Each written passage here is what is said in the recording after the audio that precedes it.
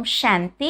இன்றைய முரளியில் பாபா நமக்காக சொல்கிறாங்க, நீங்கள் இரட்டை அகிம்சை ஆன்மீக சேனைகள். நீங்கள் ஸ்ரீமத் படி உங்களுடைய தேவராஜ்யத்தை ஸ்தாபனம் செஞ்சிட்ருக்கிறீங்க. அதனால் ஸ்ரீமத் படி நடக்கிறதுல எங்களுக்கு நேரம் இல்லைன்னெல்லாம் சொல்லக்கூடாதுன்னு பாபா எச்சரிக்கை கொடுக்குறாரு. ஸ்ரீமத்தை முழுமையாக நம்ம கடைப்பிடிக்கணும். அடுத்து இன்னைக்கு பாபா ஒரு கேள்வி கேட்டார். ஆன்மீக சேவாதாரி குழந்தைகள், நீங்கள் அனைவருக்கும் எந்த விஷயத்தினுடைய எச்சரிக்கையை கொடுக்கணும்? அந்த கேள்வியை கேட்டார். அதாவது முழு உலகத்திலும் அதே மகாபாரத யுத்தம் மீண்டும் நடக்க இருக்குது. உலக அழிவு நடந்துட்டுருக்கு. சிவத்தந்தை புது உலகத்தினுடைய ஸ்தாபனையை செஞ்சிட்ருக்கார். அழிவு முடிஞ்சொன்ன வெற்றி முழக்கங்கிறது ஏற்படும். அதுக்குள்ள அனைவருக்கும் தந்தை வந்த செய்தியை எப்படி கொடுக்கலான்னு உங்களுக்குள்ள எல்லாரும் கலந்து ஆலோசித்து சேவைக்கான திட்டங்களை எல்லாம் போடணும்னு சொல்லியிருக்கார். எப்படி எல்லாருக்கும் ஆத்மான்னு உணர்ந்து தந்தையை நினைவு செய்யணுங்கிற அந்த அறிமுகத்தை கொடுக்கணுங்கிற செய்தியை கொடுப்பதற்கான சேவைக்கான திட்டங்களை நிறைய போடணும். நிறைய நீங்கள் பட விளக்க கண்காட்சிகளெல்லாம் வைக்கிறீங்க. இன்னும் நீங்கள் மியூசியம் எல்லாம் உருவாக்குங்க. அதை அழகாக உருவாக்கும்போது பார்த்துட்டு போயிட்டு மற்றவங்களையும் அனுப்பிச்சி வைக்கிறேன்னு சொல்லுவாங்க. எனவே சேவைக்கான புது புது திட்டங்களையெல்லாம் உருவாக்குவதற்காக உங்களுக்குள்ள ஆலோசனை செய்யணுங்கிற ஒரு வழிமுறையை பாபா இன்றைய முரளியில் கொடுக்குறாரு. அடுத்து தான் பாபா சொல்கிறாங்க, ஒவ்வொரு கல்பமும் உங்களை போல தூய்மையான சுகவாசிகளாக யாருமே இருக்கிறதில்ல. பாபா இப்போ நமக்கு ஞான ரத்தினங்களை கொடுக்குறாரு. நீங்கள் அதை மற்றவர்களுக்கும் கொடுக்குறீங்க. உங்களுடைய உடல் மனம் செல்வத்தால் ஸ்ரீமத் படி சொர்க்கத்தை ஸ்தாபனம் செஞ்சிட்ருக்கிறீங்க. அடுத்து தந்தை சொல்கிறாங்க, இந்த காலத்தில் ஒவ்வொரு விஷயத்திற்கும் அதிகமாக ஏமாத்துறாங்க. பகலில் கூட ஏமாத்துறாங்க. இன்னும் தந்தையை கூட, அதாவது சிவத்தந்தையையும் ஏமாத்திடுறாங்க. அதாவது தன்னையே பகவான்னு சொல்லிக்கிறாங்க. பாபா நமக்கு இப்போ சத்தியமான ஞானத்தை கொடுத்துட்ருக்காரு. இதன் மூலமாக நாம் சொர்க்கத்தினுடைய இளவரசன் இளவரசி, அதாவது பட்டத்து இளவரசன் இளவரசிகளாக ஆகிறோம். பாபா நம்மக்கிட்ட இருந்து காலனை தூரமாக விலக்கி விட்டுறாரு. சத்தியுகத்தில் காலன் இருப்பதே இல்லை, அதாவது மரணம் என்பதே இருக்கிறது இல்லை. ஒரு சரீரத்தை விட்டு இன்னொரு சரீரத்தை எடுப்போங்கிற அந்த விஷயத்தை நம்ம சத்தியுகத்தில் புரிஞ்சுதான் இருப்போம். அங்கே எந்த ஒரு ஏமாற்றங்களுமே இருக்காதுங்கிறத புரிய வைக்கிறார். நமக்குள்ள பொக்கிசங்கள் அனைத்தையும் நிரம்பி கொடுத்துட்டு காலனை வெகு தூரம் விரட்டி விடுறதுக்காக தான் தந்தை வந்திருக்கார். இப்போ இருக்கிற இந்த உலகம் மரண உலகம்.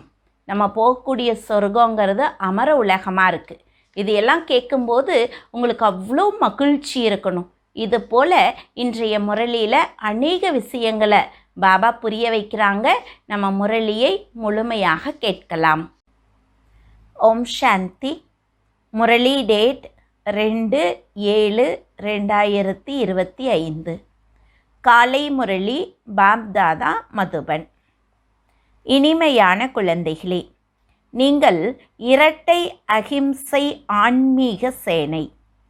நீங்கள் ஸ்ரீமத் படி உங்கள் தேவ ராஜதானியை ஸ்தாபனை செய்ய வேண்டும். கேள்வி: ஆன்மீக சேவாதாரி குழந்தைகள், நீங்கள் அனைவருக்கும் எந்த விஷயத்தின் எச்சரிக்கை விடுக்கின்றீர்கள்? பதில்: இது அதே மகாபாரத போரின் நேரம் என அனைவருக்கும் நீங்கள் எச்சரிக்கை விடுக்கின்றீர்கள். இப்போது இந்த பழைய உலகம் அழிய வேண்டும். தந்தை புதிய உலகை படைத்து கொண்டு இருக்கின்றார். அழிவிற்கு பிறகு வெற்றி முழக்கம் ஏற்படும். அழிவு ஏற்படுவதற்கு முன்பாக அனைவருக்கும் தந்தையின் அறிமுகத்தை எப்படி கொடுப்பது என்பதை பற்றி நீங்கள் உங்களுக்குள் கலந்து ஆலோசிக்க வேண்டும். பாடல்: நீங்கள் இரவை உறங்கிக் கழித்தீர்கள். ஓம் சாந்தி. மிக உயர்ந்தவர் பகவான் என்பதை தந்தை புரிய வைக்கின்றார். பிறகு அவரை மிக உயர்ந்த கமாண்டர் இன் சீஃப் என்றும் சொல்லலாம். ஏனென்றால் நீங்கள் சேனை. உங்கள் சுப்ரீம் கமாண்டர் யார்? 2 சேனைகள் இருப்பது உங்களுக்கு தெரியும். அவர் உலகிய சேனை, நீங்கள் ஆன்மீக சேனை. அது எல்லைக்குட்பட்டது, உங்களுடையது எல்லையற்றது. உங்களில் கமாண்டர்களும் ஜெனரல்களும் லெப்டினன்ட்டுகளும் இருக்கின்றீர்கள். நாம் ஸ்ரீமத் படி ராஜ்யத்தை ஸ்தாபனை செய்வது குழந்தைகளுக்கு தெரியும். இங்கே யுத்தத்தின் எந்த விஷயமும் இல்லை. நாம் முழு உலகிலும் மீண்டும் நமது தேவ ராஜ்யத்தை ஸ்ரீமத் படி ஸ்தாபனை செய்கின்றோம். ஒவ்வொரு கல்பமும் நாம் இந்த பாகத்தை நடிக்கின்றோம். இவையெல்லாம் எல்லையற்ற விஷயங்கள். அந்த யுத்தங்களில் இந்த விஷயங்கள் இருக்காது. மிக உயர்ந்தவர் தந்தை. அவரை மந்திரவாதி, நகை வியாபாரி, ஞானக்கடல் என்று சொல்லுகின்றார்கள். தந்தையின் புகழ் அளவற்றது. நீங்கள் புத்தியால் தந்தையை மட்டும் நினைவு செய்ய வேண்டும். மாயா நினைவை மறக்க வைக்கிறது. நீங்கள் இரட்டை அகிம்சை ஆன்மீக சேனை. நாம் நமது ராஜ்யத்தை எப்படி ஸ்தாபனை செய்வது என்ற சிந்தனை மட்டுமே உங்களிடம் இருக்கிறது. நாடகம் நிச்சயம் செய்ய வைக்கும். முயற்சி செய்ய வேண்டியிருக்கும். நல்ல நல்ல குழந்தைகள் தமக்குள் கலந்து ஆலோசிக்க வேண்டும். மாயாவோடு கடைசி வரை உங்கள் யுத்தம் நடந்து கொண்டே இருக்கும். மகாபாரத யுத்தம் நிச்சயம் நடக்க வேண்டும் என்பது தெரியும். இல்லையென்றால் பழைய உலகின் விநாசம் எப்படி ஏற்படும்? தந்தை நமக்கு ஸ்ரீமத் கொடுக்கின்றார். குழந்தைகள், நாம் மீண்டும் நமது ராஜ்யத்தை ஸ்தாபனை செய்ய வேண்டும். இந்த பழைய உலகம் அழிந்த பிறகு பாரதத்தில் வெற்றி முழக்கம் கேட்க வேண்டும். அதற்கு நீங்கள் பொறுப்பேற்று இருக்கின்றீர்கள். அதனால் நாம் எப்படியெல்லாம் சேவை செய்யலாம் என்பதை நீங்கள் கலந்து பேச வேண்டும். இப்போது இந்த பழைய உலகம் அழிய வேண்டும். தந்தை புதிய உலகத்தை ஸ்தாபனை செய்து கொண்டு இருக்கின்றார் என்ற தந்தையின் செய்தியை அனைவருக்கும் சொல்ல வேண்டும். லௌகீக தந்தையும் புதிய வீடு கட்டினால் குழந்தைகளுக்கு மகிழ்ச்சி ஏற்படும். அது எல்லைக்குட்பட்ட விஷயம். இது முழு உலகின் விஷயம். புது உலகை சத்தியுகம் என்றும் பழைய உலகை கலியுகம் என்றும் சொல்லுகின்றார்கள். இப்போது பழைய உலகமாக இருப்பதால் தந்தை எப்போது மற்றும் எப்படி வந்து புது உலகத்தை ஸ்தாபனை செய்கின்றார் என்பது தெரிய வேண்டும். நம்பர்வார் முயற்சிக்கு தக்கபடி உங்களுக்கும் தெரியும்.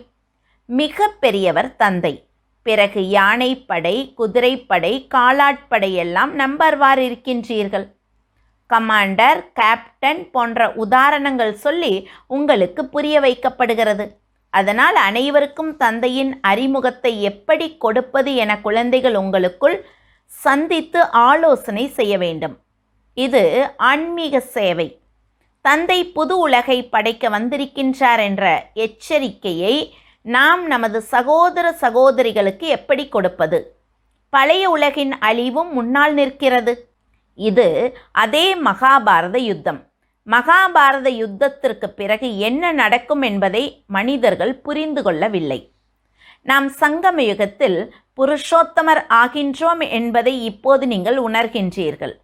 புருஷோத்தமராக மாற்ற இப்போது தந்தை வந்திருக்கின்றார். இதில் சண்டை போன்ற எந்த விஷயமும் இல்லை. குழந்தைகளே, பதீத்த உலகில் தூய்மையாக ஒருவர் கூட இருக்க முடியாது. அதே போல தூய்மையான உலகில் பதீத்தர் ஒருவர் கூட இருக்க முடியாது என்பதை தந்தை புரிய வைக்கின்றார். இவ்வளவு சிறிய விஷயத்தையும் யாரும் புரிந்து கொள்வது இல்லை. குழந்தைகள், உங்களுக்கு எல்லா சித்திரங்களின் சாரமும் புரிய வைக்கப்படுகிறது. பக்தி மார்க்கத்தில் மனிதர்கள் ஜெபம், தவம், தானம், புண்ணியம் போன்ற எதை செய்தாலும் அதனால் அற்ப காலத்திற்கு காகை எச்சம் போன்ற சுகம் கிடைக்கும். எனினும் ஒருவர் எப்போது இங்கு வந்து புரிந்து கொள்ளுவாரோ அப்போது இந்த விஷயங்கள் புத்தியில் அமரும். இது பக்தியின் ராஜ்யம். ஞானம் இம்மி கூட இல்லை. எப்படி அழுக்கான உலகில் தூய்மையானவர் ஒருவர் கூட இருப்பது இல்லையோ அப்படி ஞானமும் ஒருவரை தவிர வேறு யாரிடமும் இருப்பது இல்லை. வேத சாஸ்திரங்கள் எல்லாம் பக்தி மார்க்கத்தை சார்ந்தவை. ஏனியில் இறங்கியே ஆக வேண்டும். இப்போது நீங்கள் பிராமணர்கள் ஆகியிருக்கின்றீர்கள். இந்த சேனையில் நம்பர்வார் இருக்கின்றீர்கள். மிக முக்கிய கமாண்டர், கேப்டன், ஜெனரல் போன்றோர் ஒன்று கூடி தமக்குள் ஆலோசனை செய்து தந்தையின் செய்தியை எப்படி கொடுப்பது என திட்டமிட வேண்டும். மெசஞ்சர், தூதுவர், அதாவது குரு ஒருவராக இருப்பது குழந்தைகளுக்கு புரிய வைக்கப்படுகிறது. மற்ற எல்லோரும் பக்தி மார்க்கத்தை சார்ந்தவர்கள். நீங்கள் மட்டுமே சங்கமயுகத்தை சார்ந்தவர்கள். இந்த லக்ஷ்மி நாராயணராகும் குறிக்கோள் முற்றிலும் சரியாக இருக்கிறது.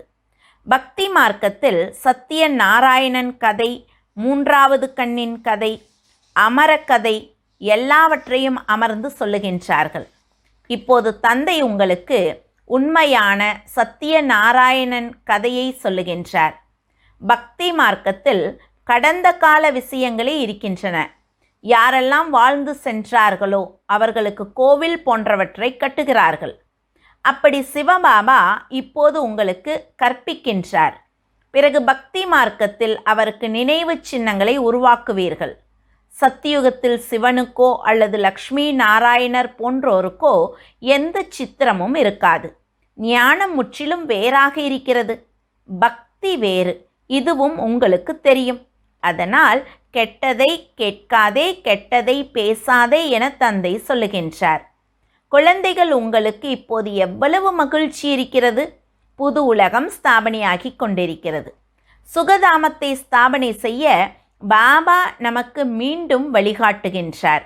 அதிலும் தூய்மையாக மாறுங்கள் என்பது நம்பர் 1 வழி. எல்லோரும் அழுக்காக இருக்கின்றார்கள்.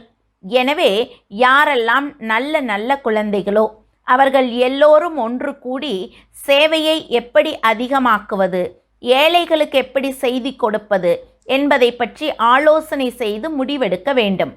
தந்தை கல்ப முன்னர் போலவே வந்திருக்கின்றார். தன்னை ஆத்மா என உணர்ந்து தந்தையாகிய என்னை நினைவு செய்யுங்கள் என்று சொல்லுகின்றார். ராஜதானி நிச்சயம் ஸ்தாபனையாக வேண்டும் என்பதை புரிந்து கொள்ளுகின்றீர்கள். யார் தேவி தேவர் தர்மத்தை சார்ந்தவர்கள் இல்லையோ அவர்கள் புரிந்து கொள்ள மாட்டார்கள்.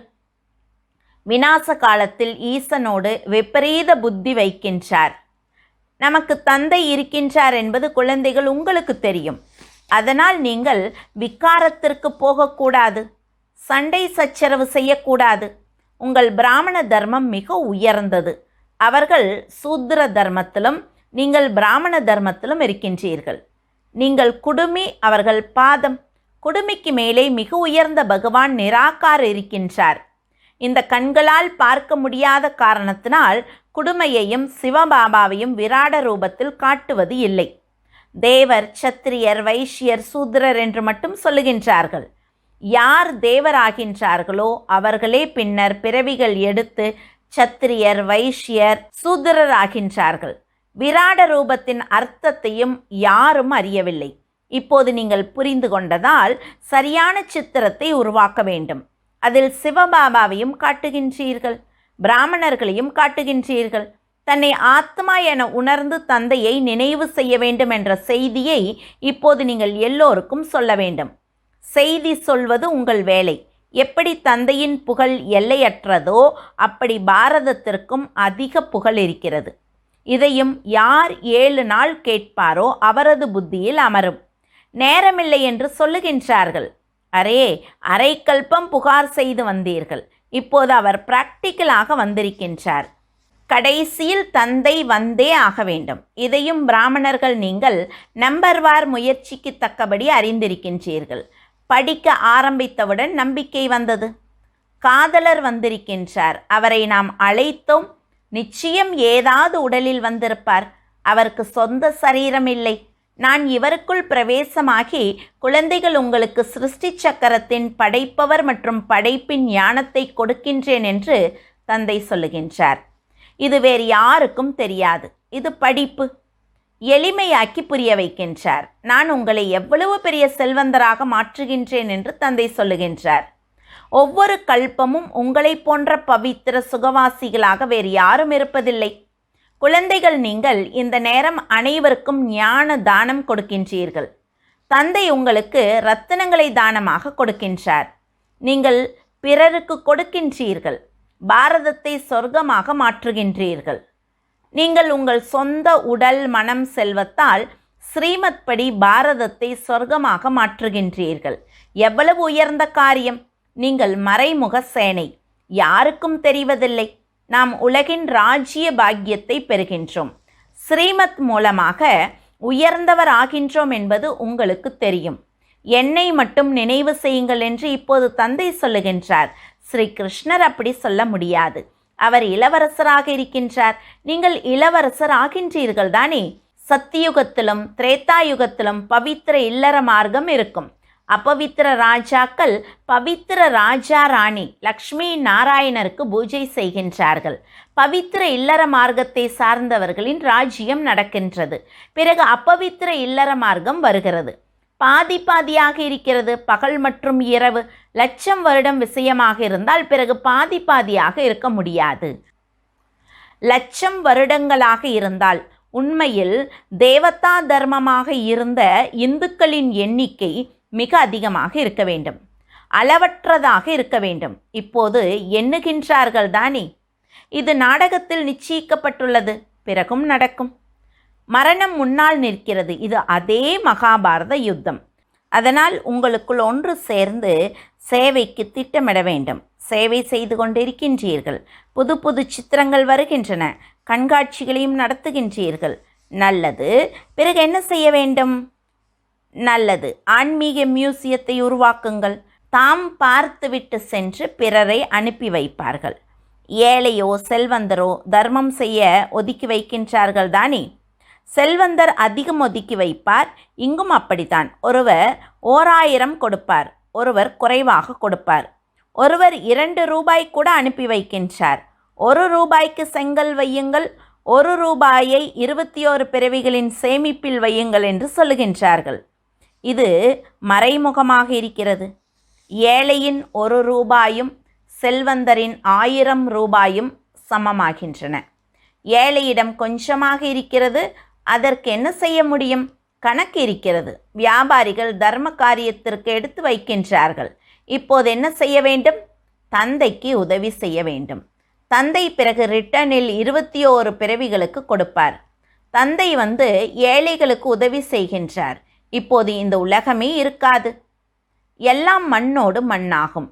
கல்ப முன்னர் போலவே ஸ்தாபனை நிச்சயம் ஏற்படும் என்பதும் தெரியும். குழந்தைகளே, தேகத்தின் அனைத்து தர்மங்களையும் தியாகம் செய்து ஒரு தந்தையை நினைவு செய்யுங்கள் என்று நிராகார தந்தை சொல்லுகின்றார். இந்த பிரம்மாவும் படைப்பு. பிரம்மா யாருடைய குழந்தை? யார் அவரை படைத்தது? பிரம்மா விஷ்ணு சங்கரை எப்படி படைக்கின்றார் என்பது யாருக்கும் தெரியாது. தந்தை சத்திய விஷயத்தை புரிய வைக்கின்றார். பிரம்மாவும் நிச்சயம் மனித சிருஷ்டியில் இருப்பார். பிரம்மாவின் வம்சாவளி படைக்கப்படுகிறது. பகவான் மனித உலகை எப்படி படைக்கின்றார் என்பது யாருக்கும் தெரியாது. பிரம்மா இங்கே இருக்க வேண்டும். நான் யாருக்குள் பிரவேசிக்கின்றேனோ அவரும் பல பிறவிகளின் கடைசியில் இருக்கின்றார் என்று தந்தை சொல்லுகின்றார். இவர் முழுமையாக 84 பிறவிகளை எடுத்திருக்கின்றார். பிரம்மா ஒன்றும் படைப்பவர் இல்லை. படைப்பவர் ஒரு நிராகாரர் மட்டுமே. ஆத்மாக்களும் நிராகாரிகளே. அவை அனாதியாக இருக்கின்றன. அதாவது முதலும் முடிவும் இல்லாமல் இருக்கின்றன. யாரும் உருவாக்கவில்லை. பிறகு பிரம்மா எங்கிருந்து வந்தார்? நான் இவருக்குள் பிரவேசமாகி பெயரை மாற்றி வைத்தேன் என்று தந்தை சொல்லுகின்றார். பிராமணர்கள் உங்கள் பெயரையும் மாற்றி வைத்தேன். நீங்கள் ராஜ ரிஷிகள். ஆரம்பத்தில் சந்நியாசம் செய்து கூடவே இருந்து வந்ததால் பெயர்கள் மாற்றி வைக்கப்பட்டன. பிறகு பார்த்தால் மாயா விழுங்கிவிட்டது. அதனால் மாலை உருவாக்குவதை, பெயர் வைப்பதை விட்டுவிட்டார். இந்த காலத்தில் ஒவ்வொரு விஷயத்திலும் அதிகமாக ஏமாற்றுகின்றார்கள். பகலிலும் ஏமாற்றம் செய்கின்றார்கள். உண்மையான பொருள் கிடைப்பது இல்லை. தந்தையையும் ஏமாற்றுகின்றார்கள். தன்னையே பகவான் என்று சொல்லிக் கொள்ளுகின்றார்கள். ஆத்மா என்றால் என்ன, பரமாத்மா என்றால் என்ன என்பது இப்போது குழந்தைகள் உங்களுக்கு தெரியும். நீங்களும் நம்பர்வார் முயற்சிக்கு தக்கபடி இருக்கின்றீர்கள். யார் எப்படி படித்து பிறருக்கு கற்பிக்கின்றார், என்ன பதவி பெறுவார் என்பது தந்தைக்கு தெரியும். நாம் தந்தை மூலமாக உலகின் பட்டத்து இளவரசர் ஆகிக் கொண்டு இருப்பது நிச்சயம். அதனால் அப்படி முயற்சி செய்து காட்ட வேண்டும். நாம் பட்டத்து இளவரசர் ஆனோம். பிறகு 84 பிறவிகளின் சக்கரத்தை சுற்றி வந்து இப்போது மீண்டும் ஆகின்றோம். இது நரகம், இதில் எதுவுமே இல்லை. பிறகு தந்தை வந்து பொக்கிசத்தை நிரப்பி காலக்கண்டனை தூர விளக்குகின்றார். இங்கே பொக்கிசத்தை நிரப்ப வந்திருக்கின்றீர்கள் தானே என நீங்கள் எல்லோரிடமும் கேளுங்கள். அமரபுரிக்கு காலன் வர முடியாது. பொக்கிசங்களை நிறைத்து காலக்கண்டனை தூர விரட்டவே தந்தை வந்திருக்கின்றார். அது அமரலோகம், இது மரண உலகம். இப்படி மிக இனிய விஷயங்களை கேட்டு சொல்ல வேண்டும். வீணான விஷயங்களை பேசக்கூடாது. நல்லது. இனிமையிலும் இனிமையான காணாமல் போய் கண்டெடுக்கப்பட்ட செல்ல குழந்தைகளுக்கு தாய் தந்தை பாப்தாதாவின் அன்பு நினைவுகள் மற்றும் காலை வணக்கம். ஆன்மீக குழந்தைகளுக்கு ஆன்மீக தந்தையின் நமஸ்காரம். ஆன்மீக தந்தைக்கு ஆன்மீக குழந்தைகளின் அன்பு நினைவுகளும் நமஸ்காரமும். தாரணைக்கான முக்கிய சாரம். முதல் பாயிண்ட், உலகின் அதிபராக்கும் கல்வியை கற்பிக்க தந்தை வந்திருக்கின்றார். அதனால் ஒருபோதும் நேரமில்லை என்று சொல்லக்கூடாது. ஸ்ரீமத் படி உடல் மனம் செல்வத்தால் பாரதத்தை சொர்க்கமாக்க மாற்றும் சேவை செய்ய வேண்டும். இரண்டாவது பாயிண்ட், உங்களுக்குள் மிக இனிய ஞான விஷயங்களை கேட்கவும் சொல்லவும் வேண்டும். கெட்டதை கேட்காதே, கெட்டதை பேசாதே என்ற தந்தையின் அறிவுரை எப்போதும் நினைவில் இருக்க வேண்டும். வரதானம். சாதாரண ஆசைகள் எல்லாவற்றையும் வெற்றி பெற்று காமத்தை வென்று உலகை வென்றவர் ஆகுக. அனைத்து சாதாரண ஆசைகளுக்கும் அம்சமாக இருப்பது காம விகாரம். ஒன்று பொருட்களின் ஆசை, அடுத்தது மனிதர் மூலமாக சாதாரண பிராப்தி, மூன்றாவது சம்பந்தத்தை விரும்புவது, நான்காவது சேவை உணர்வில் எல்லைக்குட்பட்ட விருப்ப உணர்வு. எந்த ஒரு மனிதர் அல்லது பொருளிடம் விசேஷ ஈர்ப்பு ஏற்பட்டு ஆசை இல்லை எனினும் நன்றாக இருக்கிறது என்று சொல்லுவதும் காம விகாரத்தின் அம்சமே. எப்போது இந்த சூக்ஷ்ம அம்சமும் முடியுமோ அப்போது காமத்தை வென்று உலகை வென்றவர் என்று சொல்லுவார்கள். ஸ்லோகன். உள்ளத்தில் உணர்வதின் மூலமாக திலாராம் தந்தையின் ஆசீர்வாதத்தை பெற அதிகாரி ஆகுங்கள். அவ்யக்த சைகை. எண்ணத்தின் சக்தியை சேமித்து உயர்ந்த சேவைக்கு நிமித்தமாகுங்கள். மனம் தானே ஒரு சூக்ஷ்ம சக்தி. அது கட்டுப்பாட்டில் இருந்தால், அதாவது ஆர்டர் படி காரியம் செய்தால் பாஸ் வித் ஹானர், அதாவது ராஜ்ய அதிகாரி ஆவீர்கள். எண்ணத்தின் சக்தியை சேமிக்க எதை நினைக்கின்றீர்களோ அதை செய்யுங்கள். நில் என்று சொன்னால் எண்ணம் நிற்க வேண்டும். சேவையை நினைத்தால் சேவையில் ஈடுபட வேண்டும். பரந்தாமத்தை நினைத்தால் பரந்தாமத்திற்கு போக வேண்டும். இப்படி கண்ட்ரோலிங் பவரை அதிகமாக்குங்கள். ஓம் சாந்தி.